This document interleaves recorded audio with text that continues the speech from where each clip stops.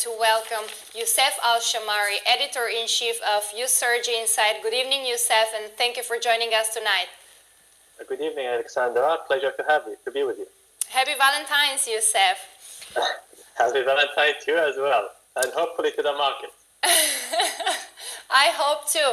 I would like to start from Saudi Aramco. It's a very important news coming yesterday from the Financial Times. I would like to repeat it for our audience. The Saudi state energy giant Aramco aims to expand into international oil and gas exploration in the coming years, a move that will see the company compete more directly with the likes of Exxon and Royal Dutch Shell, and not only with the major stocks. We are no longer going to be inward looking and focused only on monetizing the kingdom's resources. Falik told the FT, going forward, the world is going to be Saudi Aramco's playground. This is very interesting decision because the company has considered making investment in liquefied natural gas projects in the Russian Arctic and the US. According to recent news reports, Falik says Aramco is also considering opportunities in Australia, which recently topped Qatar as the world's top exporter of LNG, a form of natural gas chilled to liquid from transport by sea. So here is my question, Youssef. Why is, in your opinion, this very interesting switch in company policy? I say switch because only 1 year ago I was working materials of Falik, and he was saying that actually they want to be a green champion, the renewable energy champion, and all of a sudden they completely changed their company policy. Why is this, in your opinion? I think it's a very interesting statement. It's quite surprising for Saudi Aramco to be planning to be an international oil company. But if you look into the motives that the minister has mentioned, is because already there is a Saudi plan to have an initial public offering for Saudi Aramco at the international stock markets. And if you combine then now the two factors, well, having Aramco as an IOC with an IPO, it makes sense because international investors would want to invest in a company that is globally with a global presence. And that's from the business perspective. From the other perspectives, including technologies, including resources, having Aramco as an IOC would certainly help Saudi Aramco to develop technologies that would enable it to compete with the global firms. Currently, Saudi Aramco is the main strength is by the resources. But when it comes to technologies, for example, you would have BP, you would have Exxon.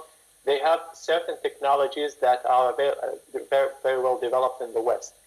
So if Saudi Aramco, certainly, when it expands as an IOC, it would enable it to build technologies that would enable it to compete with global oil majors. So that's one target. The other target is by exploring for natural gas. As you can see, because Saudi Aramco has got enormous resources of oil, so expanding overseas would enable it to also maximize its natural gas resources. So these are the main three reasons that would drive the willingness of Saudi Arabia to have Saudi Aramco as an IOC, from my own perspective. I don't think the green direction is over. I think in addition to that, having Saudi Aramco as an IOC, a green investment would be a part of the investment portfolios of the company. For example, you have BP as an IOC, and it invests heavily in electric charging vehicles. So I think having Saudi Aramco as an IOC is not a shift from a green investment. I think it would be a part of it. Well, certainly we are going to follow this development because it's extremely interesting. It may be Saudi Aramco may be potentially the most expensive public company if it would decide to list. Do you believe it's going to list in the stock exchange? According to the statements of Saudi Aramco CEO in the last Davos meeting, it seems that yes, the Saudi government is ahead with its plan, and it's planned to take place in early after 2020, around 2021, or towards the 2022. So all the plan seems to be going ahead, and I think yes, it will be listed on the global stock exchange, but of course, for any plan to happen, of course, there needs to be a criteria, and I'm sure there are certain criteria that the kingdom and the company they want to achieve before having a final decision on where to list it and how to list it, and also the final date. But so far, it seems that yes, they are going ahead with the plan.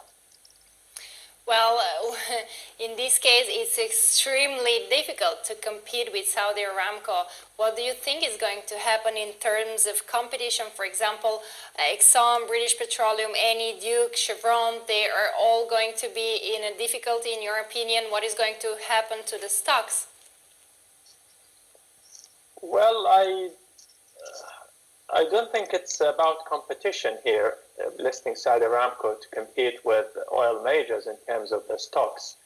It's because the size of Saudi Aramco is quite huge, even than even global firms, including Apple and Google, which is the largest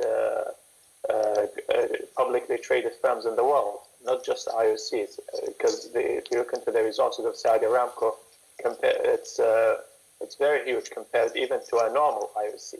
So I don't think it's about competition in here in terms of listing, but it's about having Saudi Aramco as a globally competitive company in terms of its profile, in terms of its operations, in terms of course, the competition could happen if Saudi Aramco gets transferred as an IOC. And why competition will happen if when there are certain projects of oil exploration and production, then oil companies would compete to have the best offering in terms of where they explore oil and extract it using the best technologies, the greenest and the lowest carbon, and these are the competition happens. But in terms of the stock exchange, I don't see this as the main reason. Well, let's move to the oil prices. Let's have a look for a second. The WTI is currently trading at $54.36 per barrel, and Brent is at $64.36